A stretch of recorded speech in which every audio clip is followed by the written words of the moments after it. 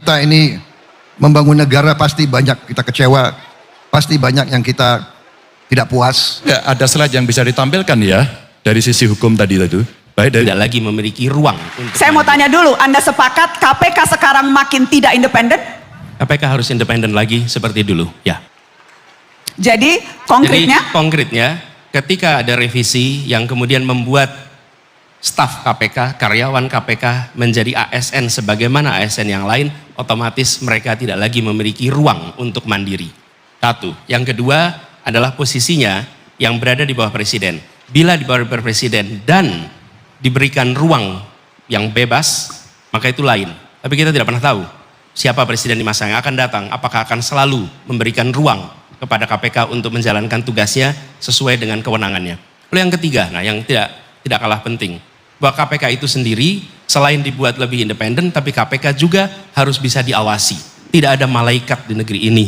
Ini adalah semuanya manusia, dan manusia punya kecenderungan mendapatkan kekuasaan, dia bisa abuse kekuasaan itu. Termasuk juga yang berada di dalam KPK. Ya dimandirikan, ya diberikan kewenangan yang cukup untuk memberantas korupsi karena praktek korupsi sudah begitu masif, tapi juga harus ada mekanisme pengawasan yang baik sehingga KPK tidak menjadi sebuah badan yang justru merusak praktek pemberantasan korupsi.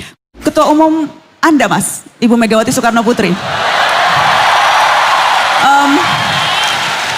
Ibu Mega sempat mengeluarkan pernyataan, bubarin saja KPK, tidak efektif.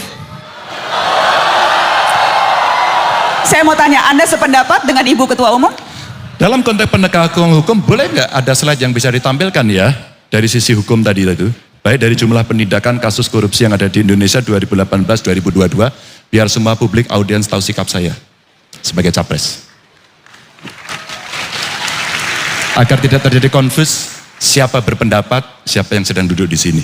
Kita sambil tunggu slide-nya disiapkan, Mas. Silakan. Baik, lalu saya tanya, tantangannya tadi sudah saya sampaikan pada teman-teman ya. Yang pertama, kebiasaan kita korup. Kerja nyogok, mau dapat proyek nyogok, dan kemudian ketemu seseorang, ketangkap OTT KPK, siapa? Aktor, analis aktor. Atau barangkali kebijakan yang korup. Karena regulasi menguntungkan sebagian dan kemudian itu dijadikan seolah-olah ini untuk kepentingan bersama, tapi yang bermain itu beberapa orang saja. Atau sistem aturan yang korup dari si kelembagaannya. Jangan-jangan memang aturannya kurang bagus. Atau terakhir, ya prakteknya yang tiap hari tertolerir itu sudah biasa kok, nggak apa-apa. Namanya juga orang kuasa, power tends to corrupt. Nggak bisa.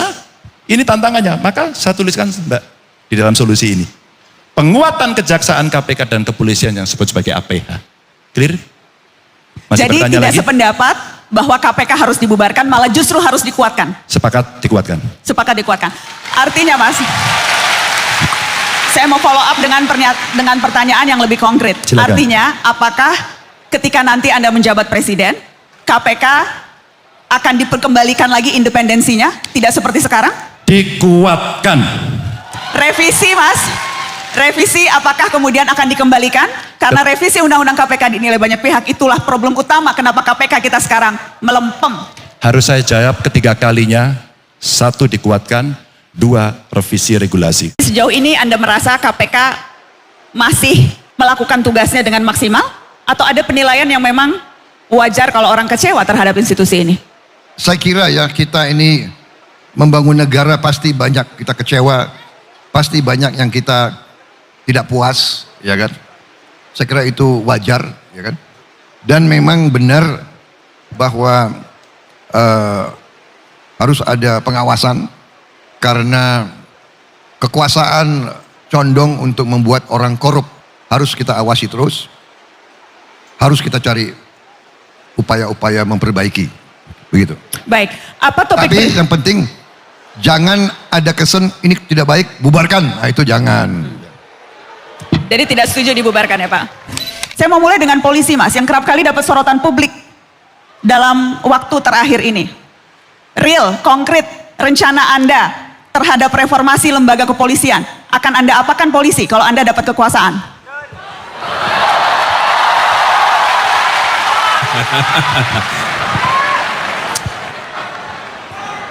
Woi jangan dong, bahaya kalau bubar.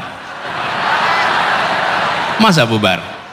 Gini, kita membutuhkan kepolisian yang akuntabel, transparan, bersih.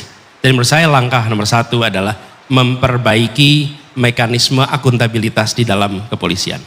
Semua langkah yang dikerjakan adalah langkah yang bisa dipertanggungjawabkan. Ada transparansi atas semua yang dilakukan. Mengapa? Karena adalah institusi publik. Dan institusi publik itu adalah transparansi. Dari mulai ke aktivitas di tingkat paling bawah, tingkat polsek misalnya, sampai dengan tingkat yang paling atas. Dengan ada transparansi itu, maka akuntabilitas bisa kita laksanakan. Yang kedua, harus ada pengembangan profesionalisme, kompetensi. Ini fakta di lapangan, bahwa banyak sekali saudara-saudara kita yang bertugas di kepolisian tidak mengalami pembekalan yang cukup.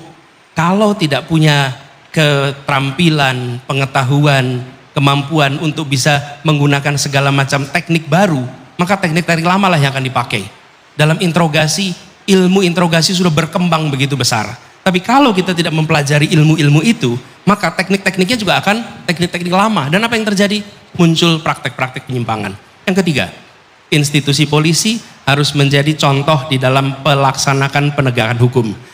Anggota polisi yang bermasalah, yang melanggar hukum harus menjadi subjek untuk diperiksa. Tidak bisa justru anggota kepolisian itu terbebas bila melakukan pelanggaran. Mereka yang harus menjadi contoh.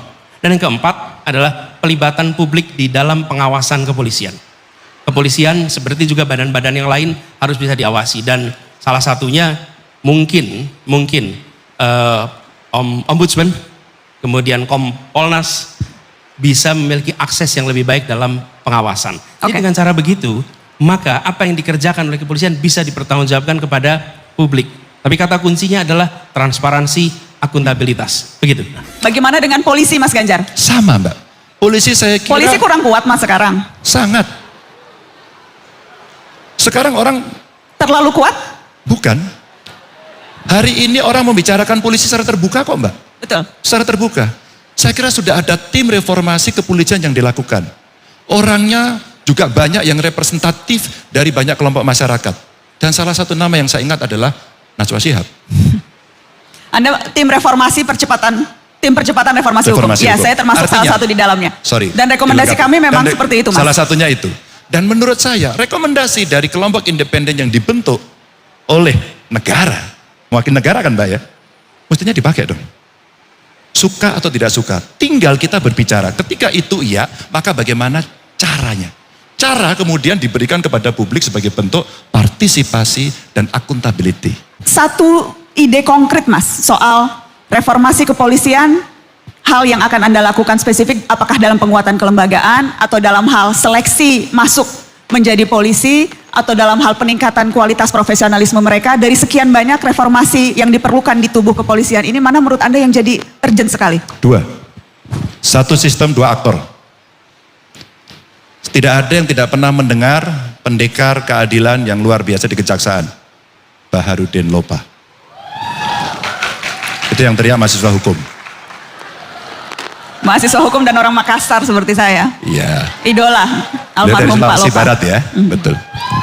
Saya mengidolakan beliau. Apa yang terjadi? Ketika sistemnya baik, aktornya nggak baik, ternyata nggak jadi, Mbak. Ketika sistemnya kurang baik, aktornya lebih dominan, itu bisa lebih mendrive. Maka ada dua. Maka yang mesti dilakukan adalah sistem yang kemudian diperbaiki dan memilih aktor. Saya kira semua institusi harus kita kaji. Yang mana kita rasakan kurang pas, ya kita perbaiki. Itu namanya reformasi. Reformasi hukum, reformasi institusi dan sebagainya. Saya kira yang paling penting adalah pengawasan diri. Ya, otokritik atau auto pengawasan. Kita minta semua institusi membenahi diri, dan itu harus dikendalikan oleh sistem yang kuat, dengan sistem audit, dengan BPK yang aktif, dengan BPKP yang aktif, dengan KPK yang aktif. Ini membuat jerat. Kalau kita lihat kepolisian sekarang, kita lihat beberapa jenderal-jenderal pun dihukum. Jenderal-jenderal yang seolah berkuasa bisa